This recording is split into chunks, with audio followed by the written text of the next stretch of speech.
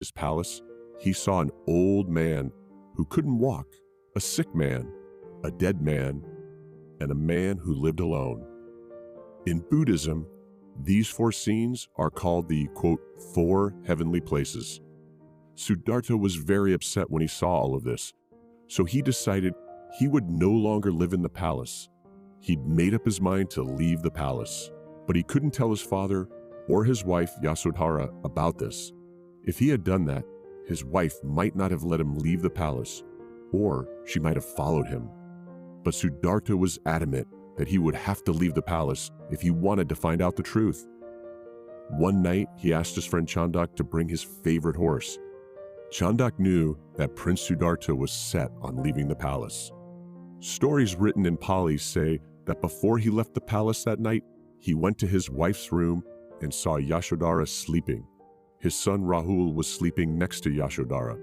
He wanted to tell her and get out of the palace, but he couldn't do that. His hands stopped on their own, so he took Chandak with him on his favorite horse and rode away. Some stories say that the palace's doors opened on their own and that the guards passed out for a while. Siddhartha gave up his inheritance and spent time learning how to deal with life's problems. He got the idea to leave the palace from that monk, whom he thought was very interesting. Siddhartha gave up his kingdom and his family and became a wandering hermit. He cut his hair to show that he had given up the worldly way of life. He began to call himself Gautam. He was now wearing old, torn clothes and was moving from place to place. He chose the hardest way to find the truth by giving up food and water. He would sit the same way for hours or even days at a time. When his 5 people saw how hard he was trying to change, they thought of him as their teacher. He was now very thin, and his health was worsening because he ate very little. He did this hard penance for 6 years, but got nothing out of it. He did it because he thought it would help him become wise. He sat in meditation and ate only roots, leaves, and fruits. One day, he passed out because he was too weak. When he was asleep, a girl named Sujata woke him up and fed him kheer. Gautam started to think that neither my life of luxury in the palace nor my life as a hermit in the forest was the way to freedom. Seeing how he lived every day, he decided that if he didn't eat, he could only die and never find the truth. His followers had abandoned him now that he had resumed eating. People used to say that a monk who couldn't even fast could not be a teacher. Now, Gautam's biggest problem was figuring out which way to go. He lived and studied with the most intelligent teachers of his time so that he could get to know the secret of the truth of life and death. None of them knew how to end the suffering, so he continued the search on his own, during which he wandered for many days. One day, he saw a person playing the veena. If the veena player tightened the strings too much, the music didn't sound good. And if he left the strings too loose, the music still didn't sound good. He then concluded that if you pull on the strings of a veena too hard, they break. And if you let them hang loose, you can't hear the music. The string should be neither too loose nor too tight. In the same way, Gautam talked about taking the middle path in life. On the day of the full moon in May, he sat under the Bodhi tree, thought deeply, and said, quote, "I won't leave this place until my sorrow is over." The stories say that when he was deep in meditation, people tried many times to wake him up. During the night, Mara would try to stop the meditation many times. First, he sent his 2 beautiful daughters to make Gautam happy. At last, he sent his armies of demons with weapons, but they failed. When Gautam comes out of his meditation, he says that this is when he became enlightened. He found out what caused suffering and how to get rid of it. Gautam became the Buddha when he realized he had learned and understood how things really are. Now he was sharper, had more energy, and was more eager than ever to bring about change.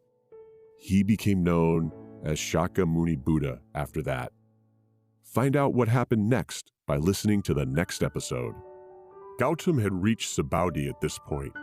He attained Subodhi under a peepal tree around 2,500 years ago. At age 35, he became Gautam Buddha. This event is called the turning of the wheel in Buddhism. After he got Subodhi, he had another big question. Should he tell everyone about the path he's found? Will people agree with him that the middle path is the best way to live? Then he decided to share this information with the people and show society a new way of spiritual practices. He first went to Sarnath, which is now the city of Varanasi. There, he encountered the same 5 people who had once refused to follow Buddha as their teacher. Before he got there, the stories say, the 5 decided they would not help the Buddha in any way. But as soon as Buddha got there, one of them took his kamandal and the other started washing his feet. Another began to sweep a bed. Sitting under the peepal tree, Buddha gave his first sermon at this spot in Sarnath. He said, "In life, we have to give up 2 extremes, lust and torturing our bodies. I've tried to find a middle way between these 2 extremes. This middle way connects our soul to the rest of the world. This middle way makes us feel like we are part of the earth. This path in the middle has 8 parts, which in the end lead each person to the ultimate truth." Buddha said that he had come to a full understanding of human suffering and what caused it. Ignorance was the cause of this pain. He also provided solutions that are now called the, quote, 4 Noble Truths. Buddha advised his followers to avoid extreme and strict austerity and abstain from the world's excesses of pleasure. He instead told them to take the middle path. He said that each person is responsible for their own happiness. The core ideas of the 4 Noble Truths and the Eightfold Path are what Buddhism is all about. The Sanskrit root word Buddha means to wake up. Buddha means a person who has become fully aware and knows the truth about life. Swami Vivekananda called it detachment. Buddha was just like me, you, and everyone else before discovering the truth about life. After that, he became an extraordinary person. He found a way that anyone from any caste could use. There was no caste system, and the upper classes did not have the most power. Anyone can walk on this path. The only requirement is that they should want to. The first Buddha was not Siddhartha Gautam. This order has been going on for a long time. He was neither a prophet from God nor a supernatural being. Buddha never said that there was only one God who made everything. He pointed out that a great Dharma runs through everything on earth. If you follow this Dharma, you can find true wisdom and compassion, leading to freedom from suffering. At the same time, the only way to get past pain is to face it and keep living. Buddhism aims for 2 main things. The first is to know ourselves. The second is to learn what Buddha taught. To do this, we must first understand that people have 2 sides to them. One is our, quote, general nature, which is made up of bad feelings like fear, anger, and jealousy. Second, our true form is our inner form, which is the same for everyone and is pure and whole.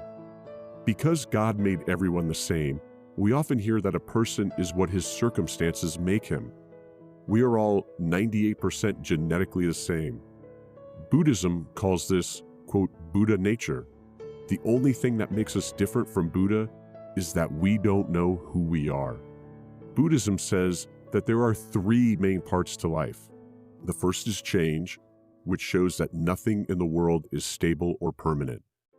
As for the second sign, we've already seen how the Buddha's suffering helped him gain his great spiritual gifts. Or you could just say that Buddha's pain led him to the spiritual path. The word suffering comes from the word dukkha, which means, quote, the generally unsatisfying and imperfect nature of life. This doesn't mean, though, that Buddhists think that life is all suffering. Buddhists believe that happiness exists, but that it is only temporary. It doesn't last. Even the most fortunate people have bad times. The third dimension is, quote, not me. Buddhists don't think that there is anything permanent or unchanging about people. They don't think that people have souls or selves.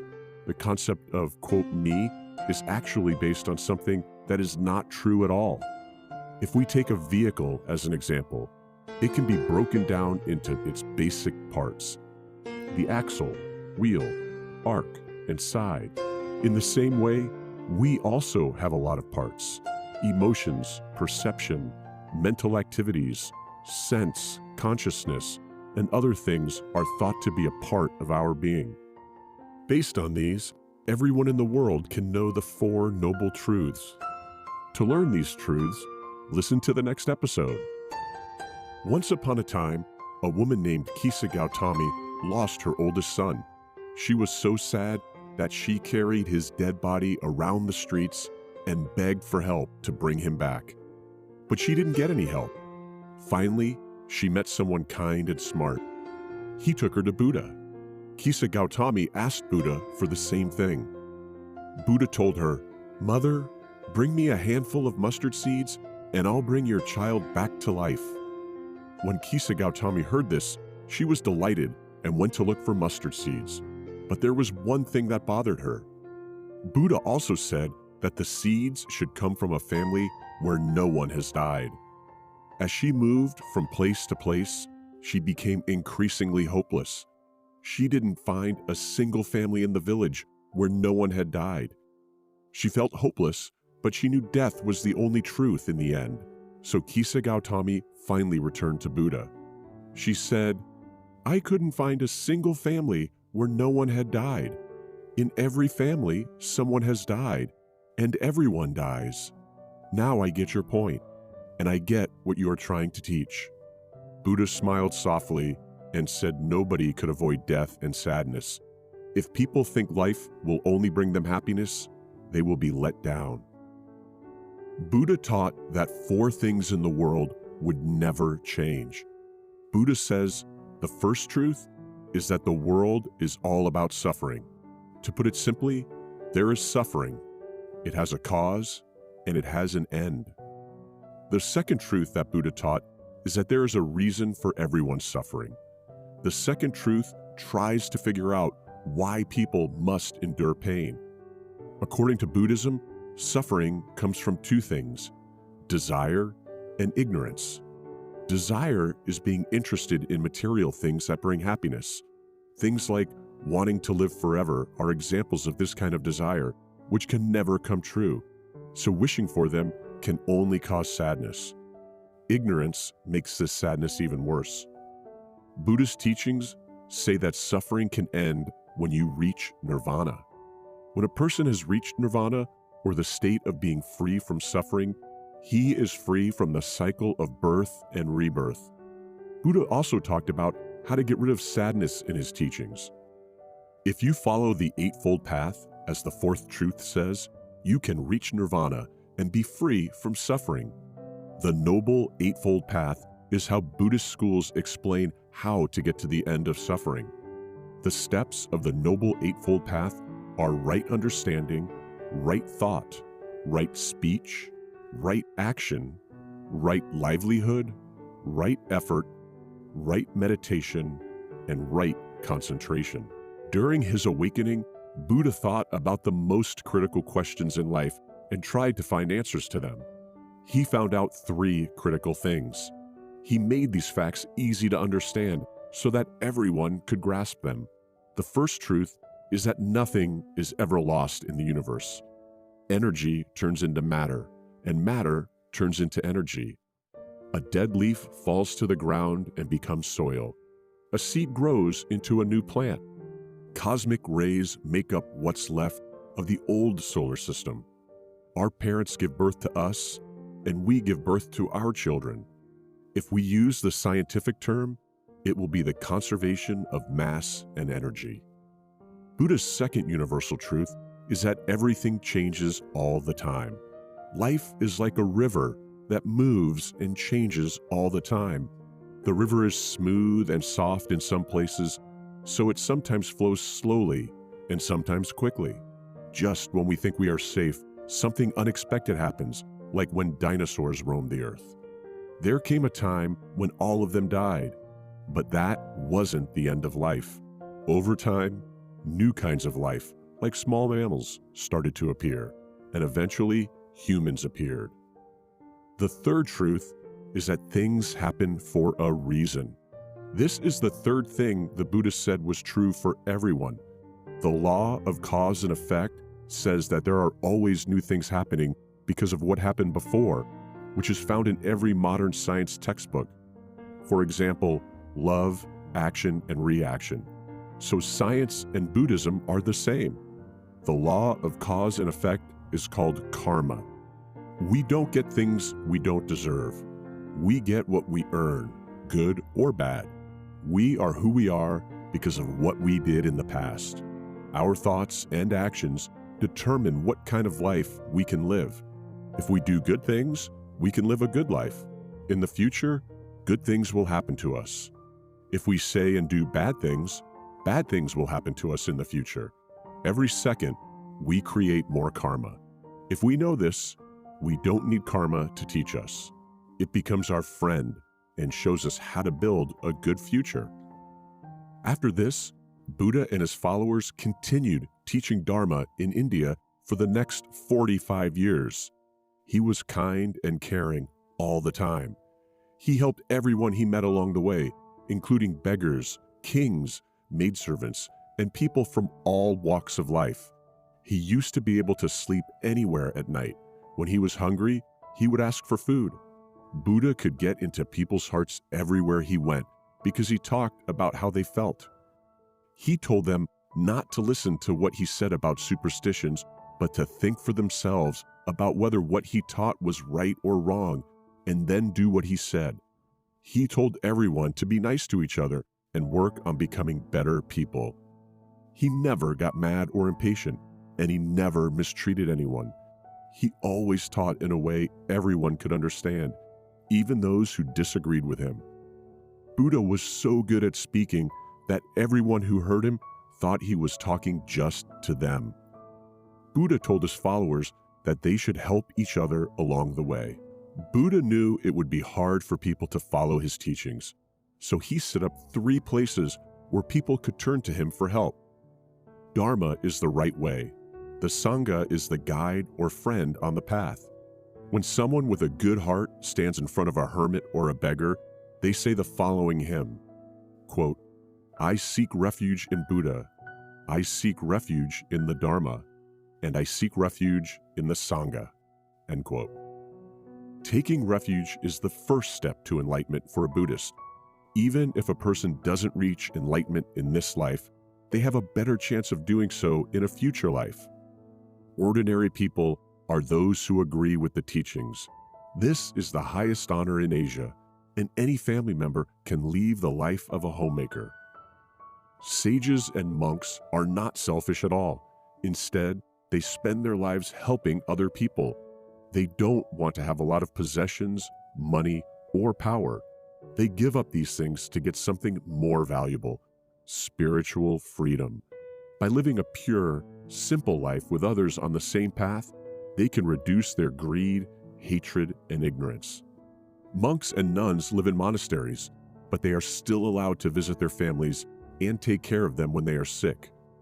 So how is a life in a monastery? For Buddhist monks, the monastery is like a church. For the monk, the day at the temple starts early. They attend morning ceremonies and praise the Buddha long before dawn. Gatherings make people feel better and bring people together. Even though sanghas live a simple life, they have many responsibilities to take care of. Everyone does their job well and is happy. Some monks and nuns go to school during the day to teach and talk about the teachings of Buddha. Others may change and translate Buddhist sutras and books, make paintings of the Buddha, and take care of the temples and gardens. The last ceremony of the day takes place in the evening. Monks and nuns do their work and religious activities well, and are highly respected. By living a pure, simple life, they gain a deep understanding of how things work. Even though their life is hard and rough, it's worth it because it keeps them healthy and strong. People who live in or visit the temple work with the Sangha and follow the same program. They live and work with people like you and me. In the next episode, we'll learn how Buddhism is a global religion and how it has spread all over the world. Mahindra, King Ashoka's son, brought Buddhism from India to Sri Lanka for the first time in the 3rd century BCE. In the early centuries, traders and missionaries brought Buddhism to Southeast Asia. Big monuments like Borobudur and Angkor show the glory of Buddhism in places like Indonesia and Cambodia.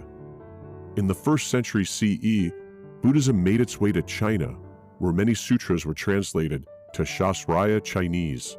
In the 4th century CE, Buddhism made its way to Korea and Japan. Before the 17th century, early travelers like Marco Polo and Christian missionaries told people in the West about Buddha and his teachings. By the beginning of the 20th century, many Europeans had traveled to the East to study Buddhism. Some of them became monks and gave the West ideas about Buddhism. In the 19th century, Chinese and Japanese immigrants brought many different kinds of Buddhism to the Americas. Today, there are many Buddhist centers in Europe, North America, and South America. If we're talking about the Theravedic Buddhism, then the only people who live in a Theravedic Buddhist monastery are monks. This monastery is in the jungles of Thailand. The huts that the monks live in are called kutis.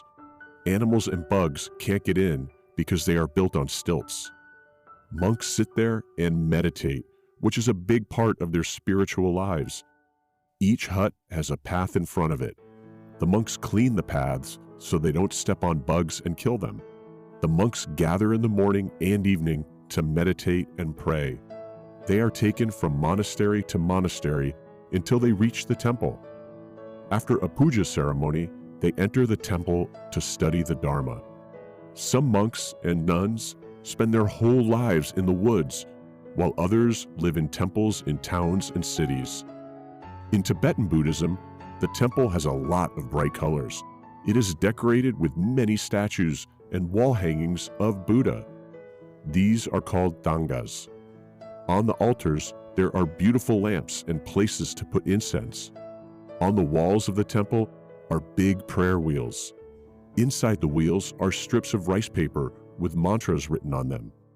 When we spin the prayer wheels, we say over and over again these phrases that have deep spiritual meanings. People can also hold prayer wheels in their hands. In a Japanese temple, monks chant Namo Amida Butsu to show Amida Buddha, the Buddha of eternal light, how grateful they are. They think their lives will be good if they say his name. There are other beautiful things on the altar, but the rice cake is the most important. Asian people depend a lot on rice. If you ask a young Japanese boy or girl what they ate today, they will probably say rice. Meditation in Japan is called Jain. Some of the main ideas of Chinese Buddhism are similar, but there are also some differences. Inside the main worship hall of the temple, there are more than 10,000 small statues of Buddha. Wu Chang said that the city of 10,000 Buddhas is a place where Buddhists live and where Buddhist students from all over the world come to learn. There are schools in the town, but you don't have to be Buddhist to go to them or live here. The morning ceremony at the temple starts the day at 4 a.m. Afterward, they bow down, meditate, and say the sutras. These events make everyone feel better and bring us closer together. At 8 a.m., everyone goes to work or school. In the Jataka stories, which are part of Buddhist literature, different forms of the Buddha and the stories about them are shown. Let's start with the first story, the story of a common man and the Monkey King. Once upon a time, Buddha came into the world as the king of 80,000 monkeys. He was a tall, strong man, and he was brighter than the sun. On the banks of the Ganges River, there was a mango tree as big as the moon in his kingdom. 80,000 monkeys were jumping from branch to branch, talking and eating very sweet and tasty fruits. Every so often, a ripe mango would fall into the river. One day, while walking downstream, the Monkey King came across a river palace where a human king lived. He told the monkeys that danger would soon come if the mangoes started to float down. Pick all the mangoes and flowers from the trees and take them to the deep forest. A mango, however, was hidden by a bird's nest, which 80,000 monkeys didn't care about. When it was big and ready, it fell into the river and floated down to where a human king was taking a bath. The king ate that delicious mango.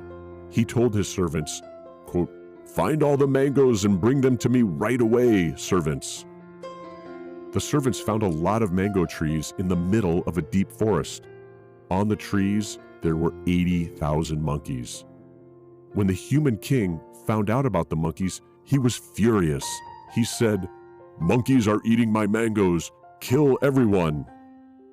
"Yes, sire," said the archers, and they drove the monkeys to the forest's edge. They ran to the Monkey King, shaking with fear, and asked him what they should do. "Don't worry," said their king, "I'll save you." He quickly stretched as far as possible and made a bridge over the rock. "Monkeys, run to the garden behind me," he said, and 80,000 monkeys ran away. When the human king saw what happened, he was shocked. He said, "This Monkey King almost died to save his whole army, and I'm just self-centered. I've learned a lot from this." Then he told his archers to stand down, because it wasn't right to kill the Monkey King. The human king forgot about the mangoes and went back to his palace by the river. He ruled the rest of his life in a kind and wise way. Let's move on to the next story. Injured Swan. Prince Siddhartha and his cousin Devduta were wandering through the forest one day and saw a swan. Devduta quickly pulled out his bow and shot the swan, killing it. Siddhartha got to the hurt swan, pulled out the arrow, picked it up, and hugged the poor bird. Devduta yelled at Prince Siddhartha in anger. "Give it to me! I shot it! I own it!" "I will never give it to you," the prince told him. "You will kill it. Let's ask the ministers in the court and let them make the decision." Each minister had a different point of view. Some said the swan should be given to Devduta, some said it belonged with Siddhartha. A wise minister said that the person who saves a life owns it, not the person who kills it. The swan then went to the prince. Prince Siddhartha took care of the swan until it could fly again. Then he set her free so she could live on her own with her kind. The Dalai Lama is the most important Buddhist priest in Tibet. He was in charge of Tibet's government until 1959, when the Chinese government took over. Before 1959, he lived in the Potala Palace in Lhasa, the capital of Tibet, which was his official home. At age 5, he joined the local maths club and began training. The most influential monks in Lhasa also taught him. In 1950, when problems with China were starting to unfold, he took the throne at age 15, but he didn't finish school until he was 25. In the 1950s, China's government began to change. Plans were made to make Tibet officially part of China. But in March 1951, Tibetans took to the streets and demanded an end to Chinese rule. Supporters of the Chinese Communist Party, the ruling party, ended the rebellion, killing tens of thousands of people. During the uprising of 1959, the Dalai Lama and many of his followers left Tibet for India. Former Indian Prime Minister Jawaharlal Nehru greeted him and offered him the right to set up the Tibetan government in Dharamsala. You might wonder about the process of choosing the Dalai Lama. Dalai Lamas are not chosen, they are found. Buddhists believe that the Dalai Lama can choose his own body. This is because Buddhists believe in the doctrine of reincarnation. When the reincarnated person is found, he becomes the next Dalai Lama. The search for the new Dalai Lama is managed by a partnership between the Golgpa High Lamas and the Tibetan government, and it can take many years. It took 4 years to find the 14th and the current Dalai Lama, Tenzin Gyatso. The search is mostly restricted to Tibet. However, the current Dalai Lama has said there is a chance he won't be reincarnated, and if he does, it won't be in the country ruled by China. He says that there is no longer a need for the Dalai Lama institution, but he also said it was up to the people to keep this part of Tibetan Buddhism and the Dalai Lama lineage alive. The Dalai Lama has come up with a different idea. He might choose his heir before he dies. In that case, the Dalai Lama would act as a mentor to his successor. The Dalai Lama has also said that he will be reborn elsewhere if he dies outside Tibet. People worldwide have been interested in what the Buddha taught for nearly 2,500 years. His life and works have such a strong message that they reach people from all different cultures, religions, and parts of the world. His messages are becoming increasingly important in today's world, and they are helping people come up with a sustainable vision for the future. The fact that the COVID pandemic is still going on shows that the modern world is getting more complicated, which means there are more risks and crises. Terrorism, climate change, global warming, fundamentalism, extremism, and other threats shake people's consciences and cause despair. Since the beginning of time, humans have been trying to control natural resources. Greed and lack of care about how these resources are used have caused an imbalance. In response, nature is attacking people with even more force. In these hard times, Buddha's method of self-observation and awakening shows us the way. Indian culture and values include lessons about how to help all living things. We have an advantage and a responsibility to work for the good of society and the universe. Buddha's teachings focus on self-enlightenment. Each person can be their own guiding light. Ideas and symbols from Buddhism have had a significant and apparent effect on our democracy. Above the speaker's chair in the Lok Sabha, the words Dharma Chakra Pravartan are written, which means to keep turning the wheel of justice. In the preamble of the Constitution, the ideas of liberty, equality, and brotherhood are set, which can be traced back to Buddhist ideology. In his essay, The Ancient Regime, the State of the Aryan Society, B.R. Ambedkar says Buddhism is a revolution. Although it began as a religious movement, it was more than that. It also changed how people lived and how the government worked. On October 3, 1954, he said on All India Radio that his social philosophy could be summed up in 3 words: liberty, equality, and brotherhood.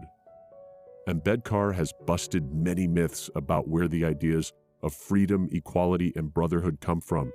He said that they came from the ancient teachings of Buddha. In his essay, quote, Buddha or Karl Marx, he says that society's goal is to build a new base. The French Revolution can be summed up in 3 words: fraternity, liberty, and equality, and that's why it was widely accepted.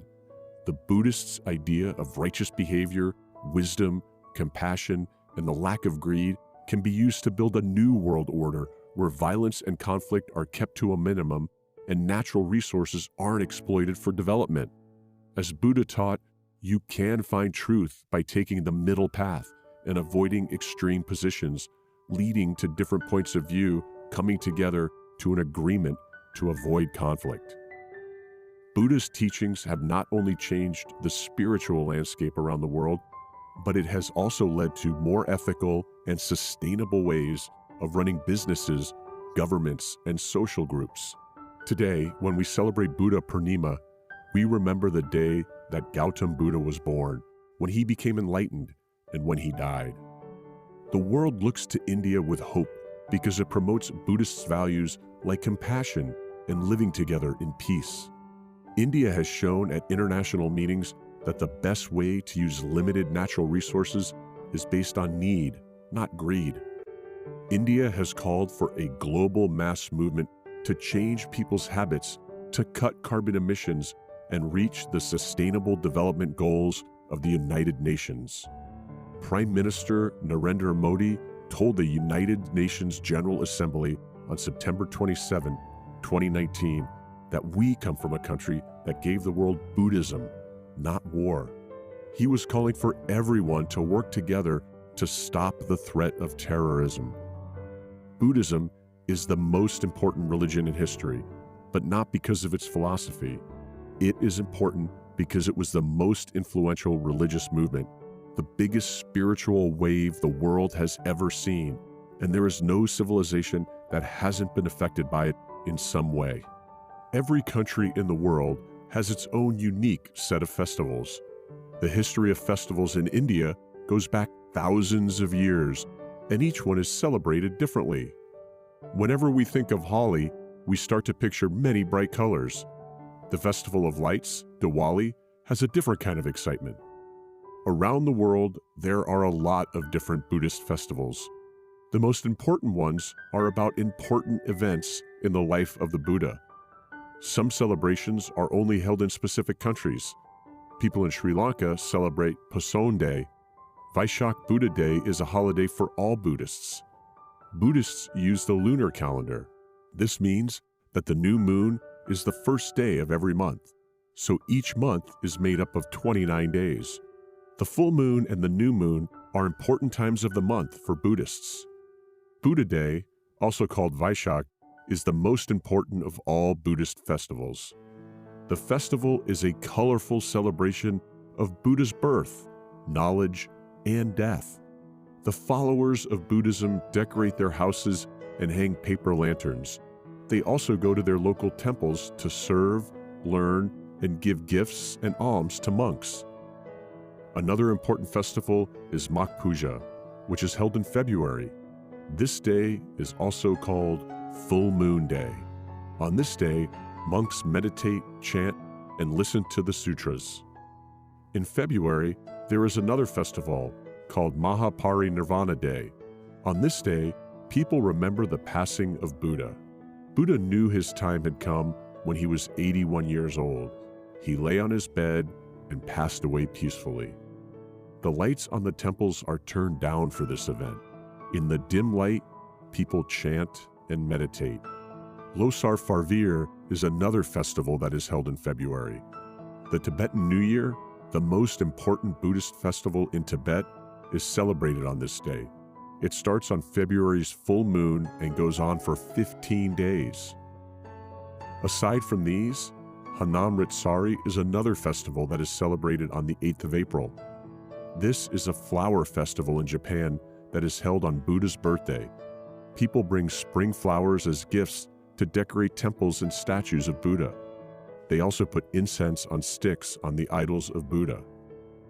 The next important festival is Songkran, which takes place in April and lasts for 3 days. Songkran is the Thai New Year's holiday. During this time, people go to temples and offer food and flowers to the monks. Water is a big part of the Songkran festival. People often race boats down rivers. There are fireworks and dancing. Everyone watches the shadow puppet perform. On Buddha Day, many Buddhists give each other cards and gifts. They also often repeat Buddha's mantras and meditate. In Thailand, the festival's main event takes place at night when the statue of Buddha is taken out. People carry candles and walk around it 3 times. They put fragrant water on the idol. People in Sri Lanka celebrate Poson Day, which marks Buddha's birth. This is followed by Dharma Day in July, which is the date when Buddha first taught his Dharma. Kathina is an important holiday that is held in October or November. Based on Buddhist traditions and customs, some places have been given more importance than others. First, let's talk about Lumbini, where Buddha was born. Prince Siddhartha Gautama was born in Lumbini, which is in the southern part of what is now Nepal. The Ashoka Pillar is the oldest building in Lumbini. It marks the spot where Buddha was born. The Pushkarini Pond is just to the south of the pillar. People believe that Maya Devi took a bath there before she gave birth. The sacred garden in Lumbini is now a UNESCO World Heritage Site. and a sign of peace in the world. After Lumbini, another important site is Bodh Gaya, which is currently in eastern Bihar. It is the most important site where Buddhists go to pray. This is where Siddhartha Gautama became enlightened after 49 days of meditation under the Bodhi tree. Here, the Bodhi tree is the most important place to pay respects. The Vajrasana, also called the hero seat, is under the tree. Another attraction here is the 52-meter-high Mahabodhi Temple. There are several other temples in the Mahabodhi Temple complex where the Buddha spent 7 weeks after attaining enlightenment. Bodh Gaya is now a World Heritage Site and a busy tourist spot. For many people, meditating under the Bodhi tree, where the Buddha himself sat, is an important spiritual experience. After Bodh Gaya, Sarnath is considered the most important place in Buddha's life. The Buddha's first sermon, called Dharma Chakran Pravartan, was given in Sarnath, and it describes the Four Noble Truths and the Great Eightfold Path.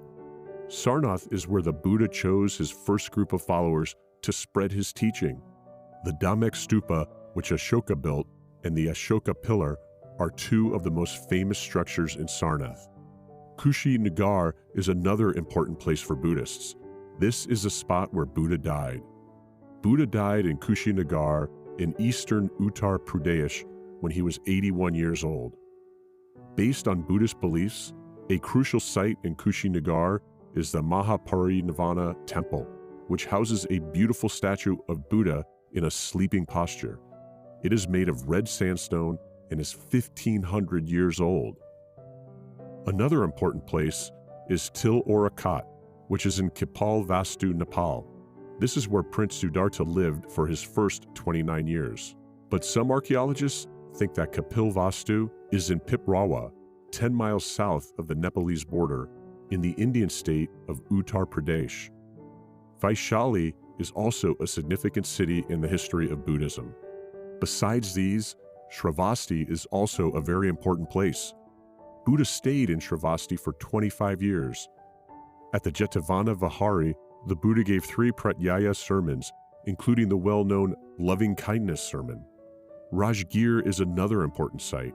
One of the most famous places in the area is Vulture's Peak, a quiet place where the Buddha used to meditate, and the Satapani Cave, where the first meeting of Buddha's followers occurred after the Buddha's death. In addition to this, Nalanda is another important place. Buddha spent a lot of time in Nalanda. Sariputra and Muglana, 2 of his most important followers, were from Nalanda.